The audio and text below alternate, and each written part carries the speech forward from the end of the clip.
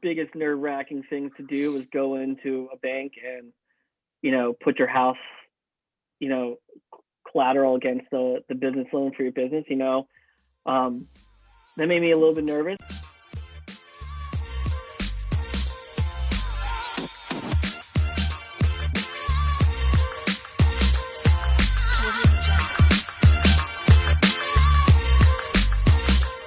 Today I chat with Mark Spagnuolo, who owns the next level sandwich bar Hoagitos in Belmar, New Jersey. It's a really exciting restaurant that has a big following of loyal fans, an even bigger following on Instagram, and has very exciting expansion plans into the future. If you haven't already done so, click the subscribe button to get brand new content every single week directly to your feed. Mark Spagnuolo, it's a pleasure to have you on the podcast. Thanks a million for joining me. Yeah, thanks for having me. No bother. I follow you on Instagram, and it's just the most wicked Instagram page. You have a really huge following there, right? Yeah. I just wanted to kind of, I suppose, a bit of maybe a strange question to start with, but Instagram and social media, and you have a huge following. Has that played a huge part in your success, or how would you even kind of quantify that side of it? Yeah, I think people eat with their eyes a lot, and to be able to kind of post your food and order right there at a click of the hand has definitely helped, and especially in the time where we're all in lockdown and stuff. So everyone's just spending time on their food and on their phone, and you can't really go places. So all of a sudden you're seeing our images, and you can order right away, and it's going to be at your door in 20 minutes. It's definitely boosted us, and it's helped. Yeah, cool. And your background, can you kind of give my listeners a little kind of a rundown of your background, because your background is in that area, right? No. I have a weird background to kind of get there. I guess you could say my father owned a restaurant when I was growing up, when I was younger, but Right. That's about it when it comes to my culinary background before owning Hoagitos. I went to school for radio, TV, film communications, and then right out of school, I started working at Madison Square Garden, producing the Knicks and college basketball for an arena presentation. And then from there, I transferred to the MSG Varsity Network, which is a high school sports network, as a producer, shooting games and producing content. And then I evolved from that into actually their staff photographer. And while doing that, my brother-in-law had been in school. He was up in Boston University going for, I think, exercise science. And we had been talking one day during the summer, and he said he wanted to open, his dream would be to open a gourmet sandwich shop. And I kind of started thinking, how do you do that? How do you get people in the front door? And then that's kind of where the idea of Hoagitos came from. With me personally, I can never decide on what I want at a menu. I kind of want to try everything. So it was kind of instead of doing these big sandwiches, why do we do them smaller, and you can order a few and sample stuff. And we kind of ran with that, and now we're here. Nice. And so let's go into the story. So Mark, kind of talk to me about what was the process like of opening it? So the first Hoagitos was actually a boardwalk concession stand in Asbury Park. Yes. It was literally two freight trailers welded together. It was pretty interesting because we had to build it out to be a full kitchen. Fire compression, grease traps, hood system, all of that. So let me backtrack. So Terrence had that idea, a gourmet sandwich shop. I had the idea of tapas style. We knew someone that had a spot on the boardwalk in Asbury. I ran it past him. He thought it was a great idea. He put us in touch with the people that ran the boardwalk, Madison Marquette. There was one trailer coming up that year. This is all coinciding with Hurricane Sandy had just hit too. Okay. So there was questions about if the boardwalk was even going to be open. They had one spot that, if everything could come together was going to be available. We interviewed, we pitched our ideas, we brought samples to them. We were up against 30 other businesses. We won it. We didn't find out until May 1st that we were going to have that spot. And now, if you know the Jersey Shore, we're a seasonal town, so money, business, everything kind of is Memorial Day to Labor Day. So that's the end of May to the very beginning of September. To build out, to kind of do everything that we need to do, it took us 2 full months. We opened July 1st, or June 31st was our first official day, but we pretty much opened up into July 4th weekend, hit the ground running. And that was just, it was a sprint. And we did well when we first opened. We learned a lot of things not to do. But we did well. We kept on going. We had the following summer, 2014, we started getting a lot of very good press. We started getting written up in the New Jersey paper. It's the Star Ledger or NJ.com about, top boardwalk food. We got 20 places to try before you die. Top meals of 2014. So we had all of this, and it kind of gave us some really needed confidence. And from that, again, we were only seasonal, so we closed at the end of September. We kind of felt that we had to take the next step. We couldn't just be a boardwalk concession stand making gourmet sandwiches. We had to go brick and mortar. We had to, go make a run for it. So we started looking around. We started looking around spring of 2015. We had another really good summer on the boardwalk then. Going into the fall, we found a spot in Belmar, which we are now at the brick and mortar. And, we opened that spot Memorial Day weekend of 2016. And that was where we kind of really learned a lot. We kind of thought we had this great publicity. We had this great momentum behind us that, people were just going to be walking through the door once we opened it. And it wasn't. It was kind of almost starting over again then. Asbury's amazing, but it's a destination place. So everyone that was going there that loved us, it was destination. It was there. It was a captured audience. So now we have to, once again, figure out how to get people to come through our doors. And that was kind of a challenge. And we had another issue that came up at the end of October of 2016. They shut down our parking lot. They closed it. They had to dig it all up for restoration because there was an oil spill from a bakery years ago. And so that was a challenge, but that helped us in the long run because we had to adapt. We had to adapt pretty quick. So we started doing delivery. We got on all the online platforms just to get out, and we survived that. Very good. And you were kind of, I suppose you were saying there about how you started off and you went from obviously the sidewalk to the kind of bricks and mortar place. Was that a big jump? I suppose from a business point of view, and was there a lot of lessons learned there?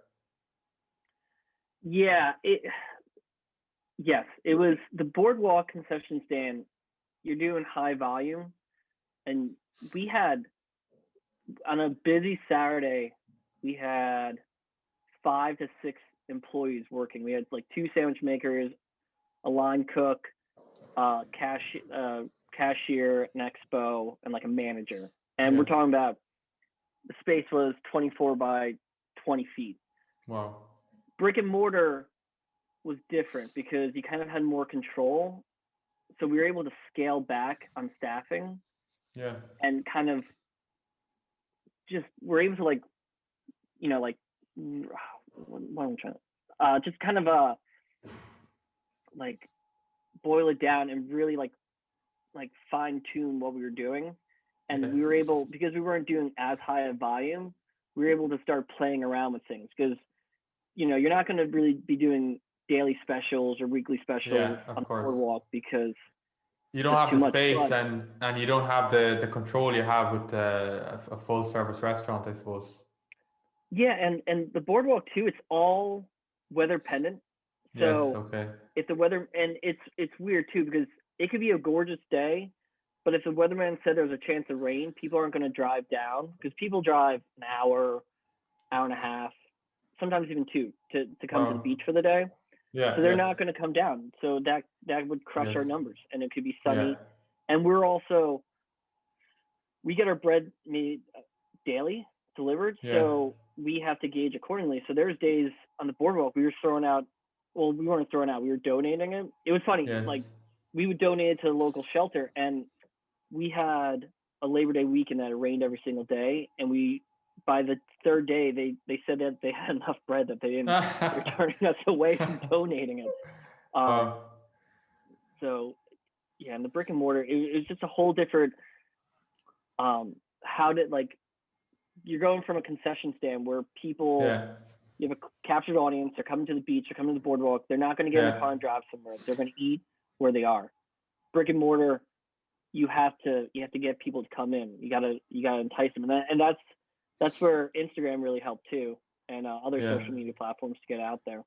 Yeah. So what? And maybe you've answered this already, but if you were to boil down the success of Hoagitos, and it's probably a little bit hard to boil it down to one thing, right? Because it takes there's various elements to operating a restaurant. But would you be able to kind of define that in a couple of things? Yeah, I think we we like we're able to adapt pretty well, and we kind of see what's going on, and we're very like in tune and kind of what people are into at times, and we can adapt to that. So on social media, like like our food really knows how like photographs well. So Yes. that was a big thing too, right? So that's a Yeah. really good success. Having with my photography background, I do all the Instagram stuff. So to be able to take photos of food, which is kind of tough, but make it look good, that's that's that helps a lot.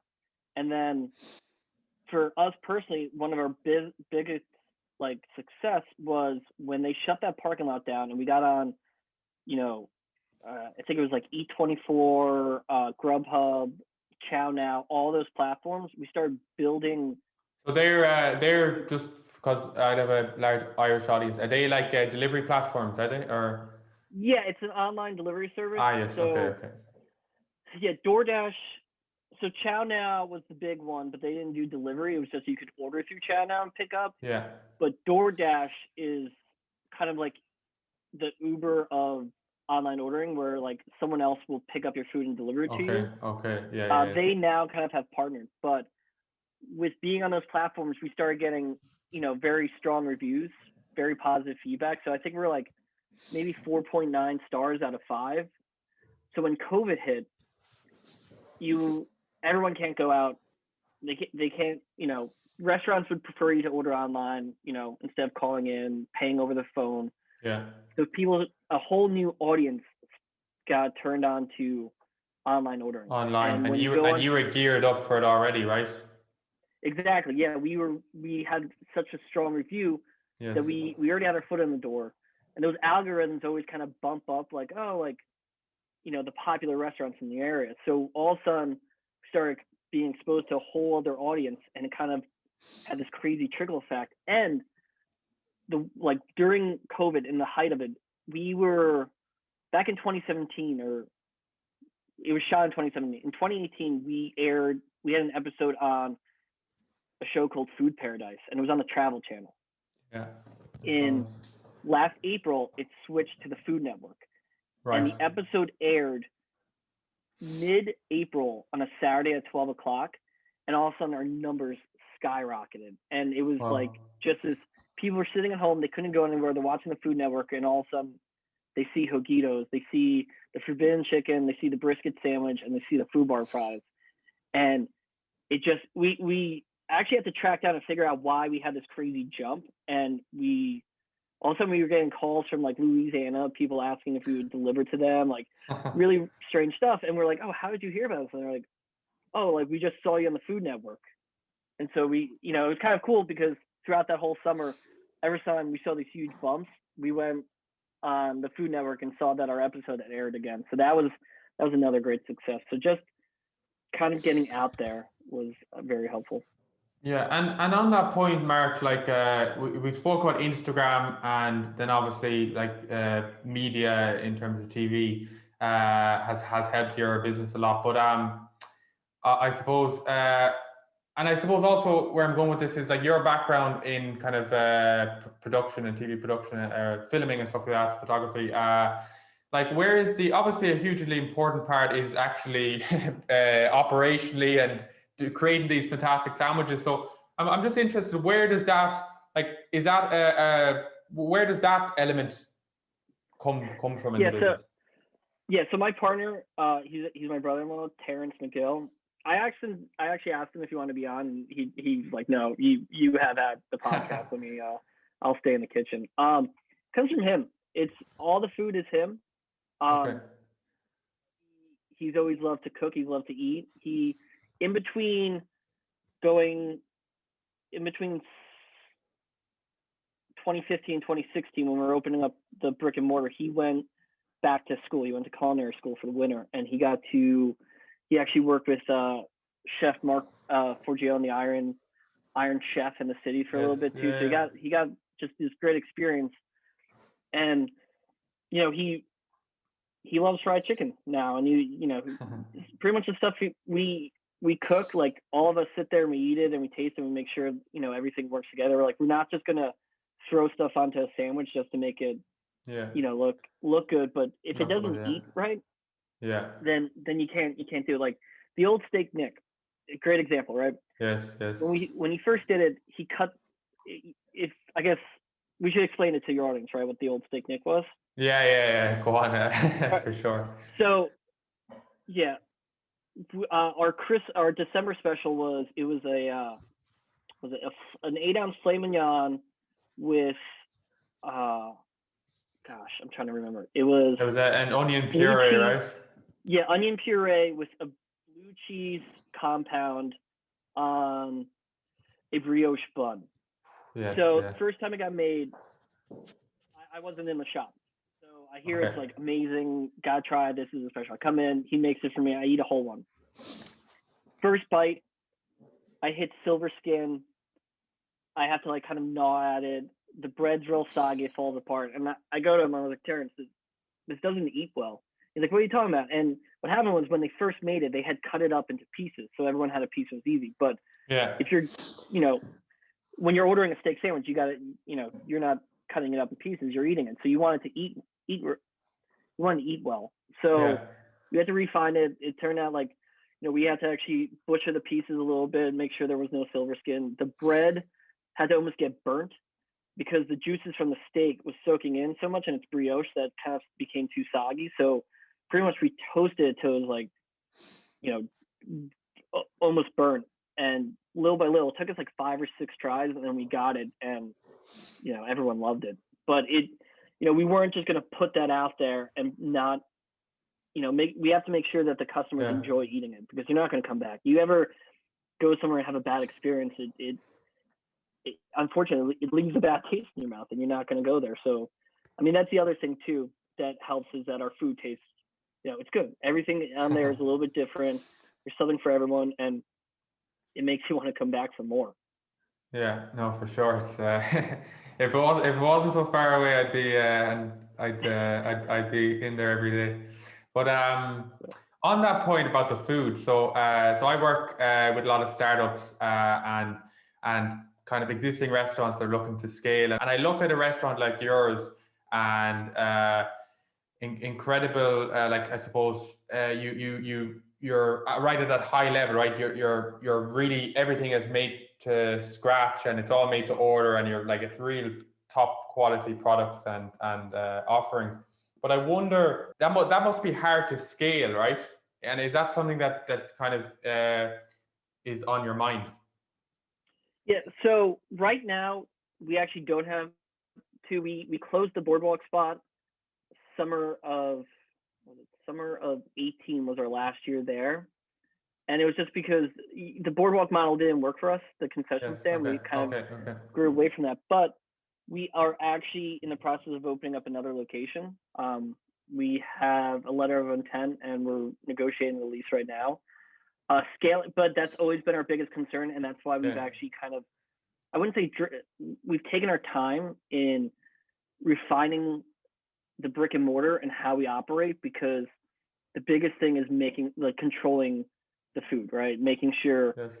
that the same product is going out in both places. And for one, Terrence is an amazing chef, but he can't be in two places at once.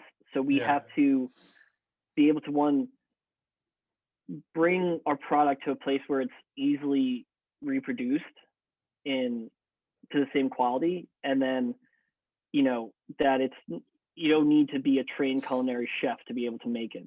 So that's been what we've been working on, and we finally are at a spot where we can do that. Right. And Can I just between jump in there because I find that yeah, very interesting, Mark, and I think my listeners would really find this insightful.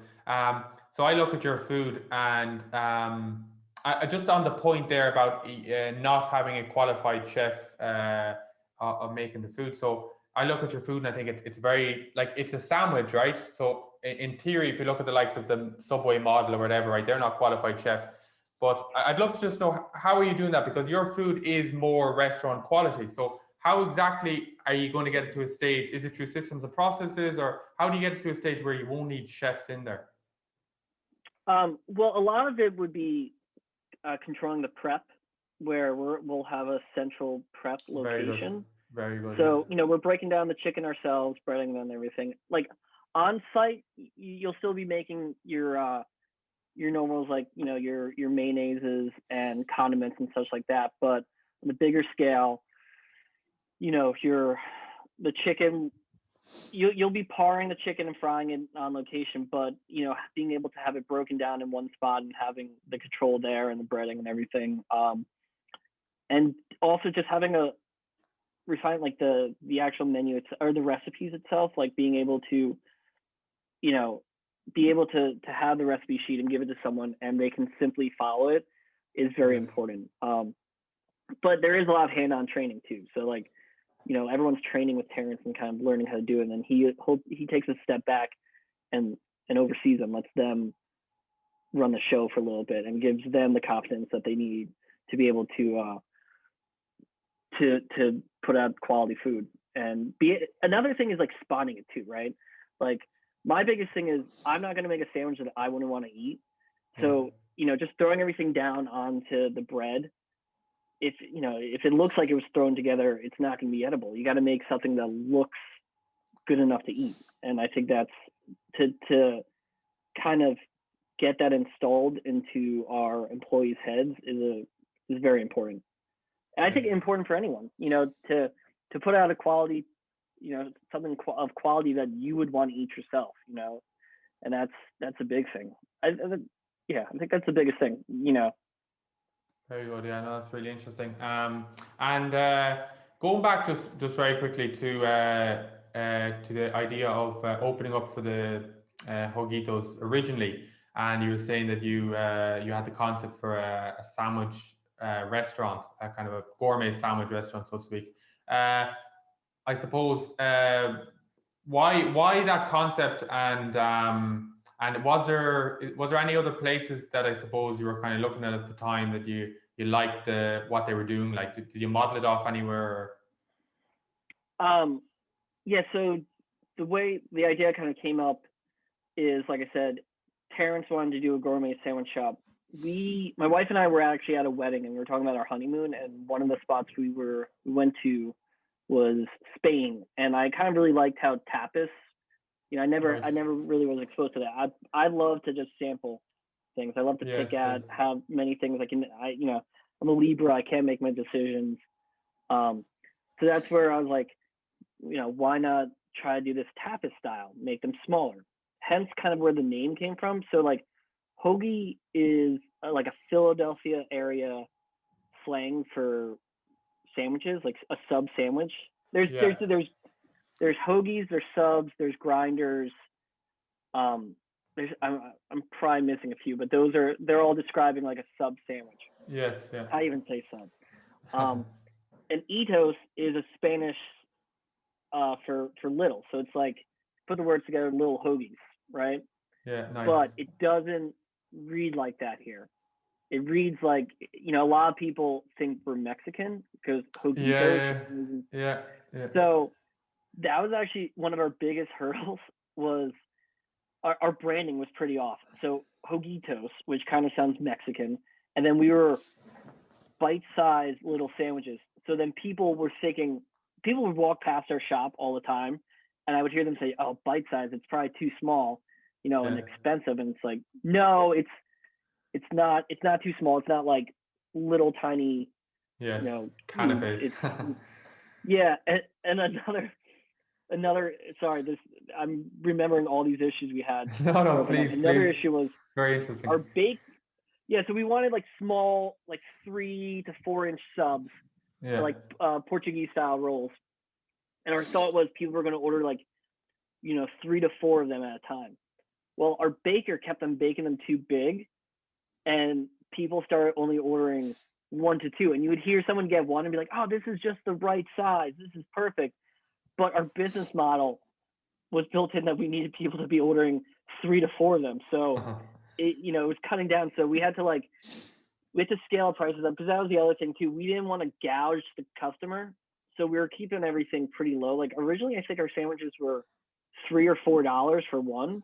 The idea was they would order multiple, and instead of ordering 3, like I said, they were ordering 1 to 2.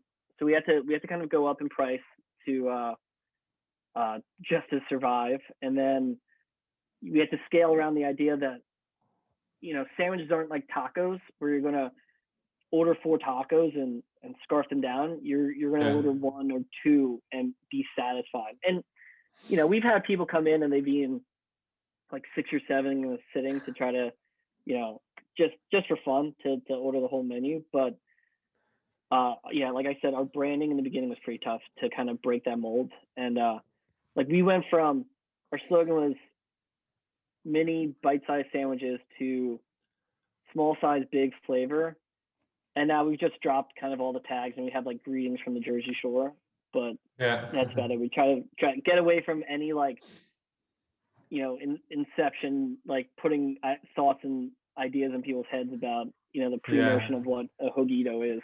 And that's the other thing too, right? So like I said, people thought we were Mexican food. When we were building the second one, I was shopping for equipment. I was looking at bays, and the guy was like, "Yeah, this is where you'll make your tacos and your burritos and stuff." I was like, "What are you talking about?" He's like, "Yeah, Hoagitos." I was like, "No, we're a sandwich shop. We're not Mexican." He's like, "Oh, okay." And I mean, he even wrote like Hoagitos at one point on our equipment, like so bad. But now people know who we are and what we are, so we've got past those hurdles. Yeah, I find this very fascinating about kind of the evolution of restaurants, right? And how all those little changes. I always think there's lots of learning in them. So is there anything else, kind of, I suppose, even mistakes that you've made down through the years, or anything else like that? Yeah, branding was the biggest one. Um, we thought we knew what we had the idea, but we came up with a concept that we had to like switch the way people thought, because there's a certain fast food sandwich place by us with a very catchy slogan, $5 footlongs. So people expect more for less, Yes. and Okay. you were getting less for more. That's right. But the Yeah. quality was so much better. We're Yes. roasting Yes. our own meats, we're making our own mayonnaise. So, and I'm sure I kind of know how a lot of people view, Americans and how they eat and their food. So Yeah. smaller sandwiches, just weren't flying, and it was tough. But we were able to, kind of evolve, and instead of like trying to force that down, we learned to adapt and how to kind of find a happy place with a product we were happy with and that people really enjoyed. Yeah, and on that restaurant that was selling the €5 or $5 sandwiches, obviously doing them cheaper than you, but your quality was presumably better. I suppose, do you find that customers in general would maybe spend the extra couple of quid for the better quality, or do you still find kind of, price is king, like? We found, or I should say, our audience found us. Like there's we're not for everyone. Some Yeah. people they would rather you know a 12 inch long sandwich than ours, which are like 5 inches, or like I said though, we're a lot of fried chicken now. Yeah. Besides, but yeah, it's just it's tough because I think a lot of people are evolving too, right? So you look at your like fast food restaurants. You have your McDonald's, your Wendy's, all those burger places, and they're good. They serve a purpose, but then you have your Shake Shacks, your Five Guys coming out there, kind of you know taking taking one step up, doing a little bit Yes, better. So yes, yes. I think as we're I think we're branded as like fast food gourmet, and I think there's definitely an audience, especially the evolution of like your Yelps and as they say, right, the camera eats first. If people want to take Yeah. photos of their food. So I think the evolution of like how social media has played effect of in everything too has kind of helped us Yeah, no, with I definitely agree with you. I mean, I can definitely see like a lot of the kind of new chain restaurants even that are opening, like their quality is definitely more important. I don't think look, there'll always be a place for obviously those mainstream McDonald's and the rest of them, but I don't think you'll get away anymore by and large with throwing frozen rock hard burger into a fryer.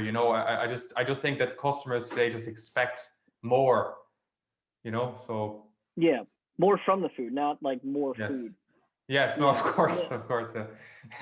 Right, yeah, Mark, I'll finish up with a couple of quick ones, but I really appreciate your time. We could talk all day. yeah. Um, I suppose advice to a budding restaurant owner, someone that wants to open up their own restaurant. What advice would you give them? I always joke. I just tell them don't do it, but it it's tough. It's sleepless nights. It's questioning if you're doing the right thing, especially in the beginning. The restaurant industry is one of the toughest industries to be in. The margins are so slim, and the success stories are so little. But I think a lot of it's to do with one, having a quality product to put out there that people want. Um, Two, to being determined. Like to work hard at it to get your product out there. And three, I think the customer experience really matters too. You could put out some great food, but if you go into a place that's dingy and disgusting, you're not going to want to eat it. And now the problem too is delivery, right? Everything's being delivered, Yes. so you have to, you're not plating the food for a server to put it right out. You have to box it up and send it out, and hopefully it carries well, right? A lot of fried food doesn't carry well because it steams in the box, and then all of a Yes. sudden, Yeah. crispiness turns to sogginess. It's tough, but you gotta fight through it. You gotta be determined. You gotta be hungry for it, and you gotta be able to adapt. You gotta roll with the punches, as they say. Yes. And on that very point, rolling with the punches and adapting, COVID, I'd love to get your opinion on kind of I suppose, a post-COVID world. Like, um, where do you see do you think there'll be a big change in the restaurant industry and even in terms of your own business, like have you had to and will you be changing the model slightly going forward? Yeah. Like I said, because of COVID, our exposure has kind of gone up with online ordering and everything. It's big. I think the trend that you're kind of seeing is that the strong are getting stronger, and the businesses that were kind of teetering have fallen off. Yes, Um, but 100%. in like What? 100%. Yeah, no, I agree Oh, yeah, yeah. completely with you, from Ireland as And well. yeah, and the kind of, I guess the void that's going to be filling is it's tough to say. I think it's going to be a lot more takeouts and deliveries, more on the go. Unfortunately, for us too, we realize we don't need as much dining space. We kind of, we're kind of pivoting on like we can go into smaller retail locations because Yes. of Okay. the more grab and go idea than sit down and eat. Um, so it's tough. I think though, like this, there's people that want to go out and eat. So dine-in restaurants are still going to be there. The ones that are putting, kind of stepping it up because people want that experience because they're not being able to get out as much that they kind of enjoy being wined and dined. But where we're going to be in a year, I'm not totally sure. Right, let's finish up on this one, Mark. And you touched on it about a new location, but give me the kind of growth plan for the future. Yeah, so what we're hoping for is we're opening the new location this year. And then the plan is, if everything goes according to plan, we'll do 2 new locations in hopefully 2022, and then the following 2023, another 2 locations, and kind of,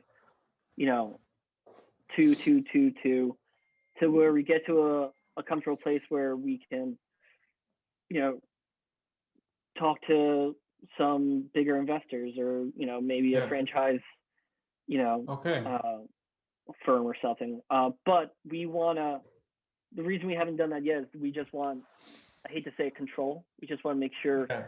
we have control of everything and we're doing things right and that we can, copy it and it works elsewhere and we can grow from that because, if you run before you walk, you're going to trip and you're going to fall. And, I think there's nothing worse than seeing, a storefront that's closed, and you're like, even if it's, if we had gone franchise already, if you've seen closed franchises, it's going to hurt other franchises.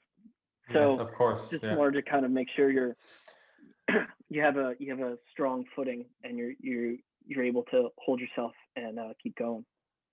Fantastic. Yeah. That sounds very exciting. And so just so the kind of they're all kind of company owned, right? You're kind of financing them all yourself, right? Until that point, you'd look at.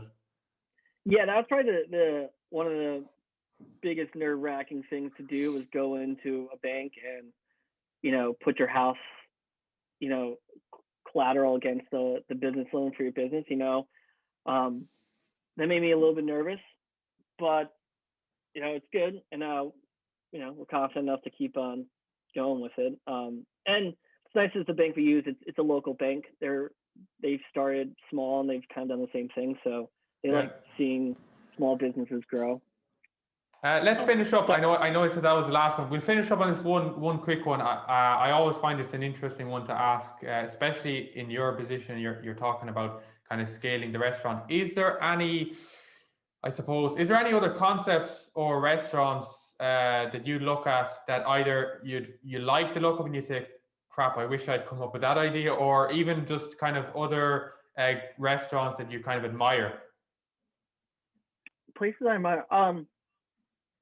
Yeah, I mean, I think that's the fault of being in the industry is you can't really go out without kind of nitpicking at other places or seeing what they do and Yeah, kind of yeah, of course. enjoying it. My one of the earlier things I kind of started noticing was, we have an open kitchen and it was just by default with the boardwalk and being open. But as I started going to other like fast food places or casuals, I kind of like the open kitchen.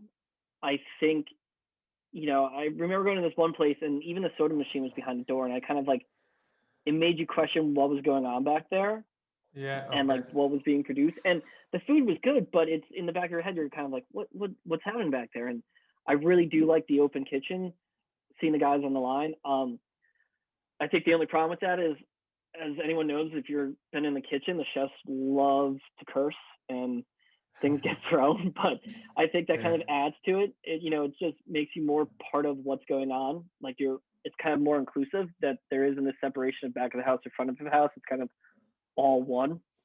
Granted, I think the prep space should always be behind closed doors because no one wants to see, someone breaking down raw chicken or anything. But, Yes. Okay. being able to see the line, I really like that. I guess lighting is another big thing you don't think about, like exposed ceilings. I like that. I hate Yes. drop ceilings. Like it just, and it's tough too because it's expensive to do that kind of stuff. And when you're starting off in a restaurant, you might not want to put the money towards that. You have to put it towards some other things. So it's kind of really, I admire people that are able to take what they have and make it work. Because I think that's very tough to do. But other things, even like plates, silver, little things. I don't know. The open kitchen is probably the biggest thing that like pops out in my mind that I like. I don't know. Very good. Very good. You're the second person that has said that to me today. My second guest on the podcast has said that about the open kitchen. So there must be something in it. But look, thanks a million, Mark. We could chat all day, but we've gone way over the schedule. But thanks so much. Honestly, it was a pleasure to get to chat to you, and I'm really excited to follow your progress and see where you go with Hoagitos. Thanks. Yeah, thanks for thinking about this. This was fun. This is cool. Thanks for watching the Business of Restaurants podcast with me, Evan O'Callaghan. For new episodes every single week, subscribe below.